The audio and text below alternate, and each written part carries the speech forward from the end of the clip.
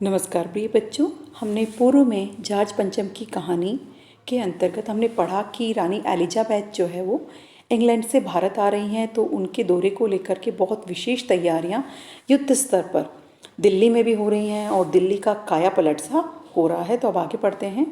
और करिश्मा तो यह था कि किसी ने किसी से नहीं कहा, किसी ने किसी को नहीं देखा, पर सड़कें जवान हो गई। भाई सड़क कोई इंसान तो नहीं है ना कि जवान होगी। बेटा कहने का तात्पर्य है कि जो सड़कें टूटी फूटी थी उनकी मरम्मत कर दी गई, बुढ़ापे की धूल साफ हो गई। इमारतों ने नाजनीनों की तरह जो है श्रृंगार किया। नाजनीन होती हैं कोमलांगी स्त्रियां, बहुत ही सुंदर स्त्रियां।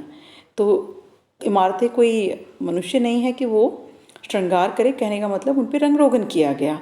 और ये सब रानी के स्वागत की तैयारी थी एक तरह से। आगे लेकिन एक बड़ी मुश्किल पेश थी, वह थी जार्ज पंचम की नाक।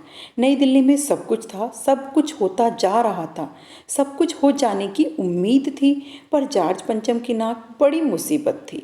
नई दिल्ली में सब था, सिर्फ नाक नहीं थी। ये जो आप देख रहे हैं, ये जो लाइन है, ये जो आपके पंक्ति दी गई है कि नई दिल्ली में सब कुछ था और नहीं थी तो सिर्फ नाक, कहने का मतलब हमने अपना मान सम्मान जो है वो अभी भी गिरवी रख छोड़ा है। कहने का तात्पर्य यही है। इस नाक की भी एक लंबी दास्तान है। इस नाक के लिए बड़े तहलके मचे थे। किसी वक्त आंदोलन हुए थे, राजनीतिक पार्टियों ने प्रस्ताव पास किए थे, चंदा जमा किया था, कुछ नेताओं ने भाषण भी दिए थे, गर्मा गर्म बहसें हुई, अखबारों के पन्ने रंग गए। बहस इस बात की थी कि जार्ज पंचम की नाक रहने दी जाए या हटा दी जाए। और जैसा कि हर राजनीतिक आंदोलन में होता है, कुछ पक्ष में थे, कुछ विपक्ष में, और ज़्यादातर लोग खामोश।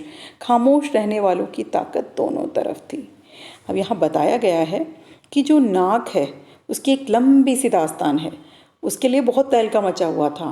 राजनीतिक पार्टी वाले लोग जो होते हैं उनको तो एक ही काम है कि कोई उसके पक्ष में बोलेगा, कोई विपक्ष में, जिसको जहाँ फ़ायदा नज़र आ रहा है वहीं बोलता है। लेकिन कुछ लोग जो होते हैं ना वो पक्ष में बोलते ना विपक्ष में, वो खामोश रहते हैं। ये होता है मध्यम वर्गीय इंसान, और इसकी ताकत दोनों तरफ बताई जा रही है इसमें।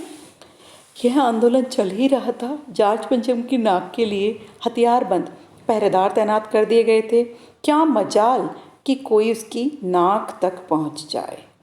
कहने का अर्थ यहाँ यही है कि जार्ज पंचम की जो मूर्ति है उसके चारों तरफ जो है पहरेदार लगा दिए गए, ताकि और उसको कुछ हार्म ना हो, उसको कोई जो है नुकसान ना पहुंचाया जा सके।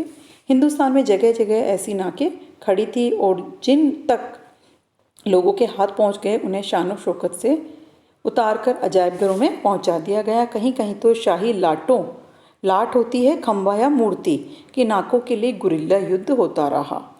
उसी ज़माने में यह हादसा हुआ। इंडिया गेट के सामने वाली जार्ज पंचम की लाट की नाक एकाएक गायब हो गई।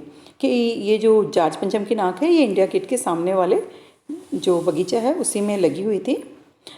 तो कहने का मतलब हथियारबंद पहरेदार अपनी जगह तैनात रहे, गश्त लगती रही, नाक चली गई। नाक चले जाना यहाँ व्यंग की ओर संकेत है कि सब कुछ था, लेकिन जो ब्रिटिश शासन था उसकी नाक कट गई। हमारे वीर सपूतों ने भारत माता को परतंत्रता की बेड़ियों से मुक्त करा करके ब्रिटिश शासन की नाक काट दी।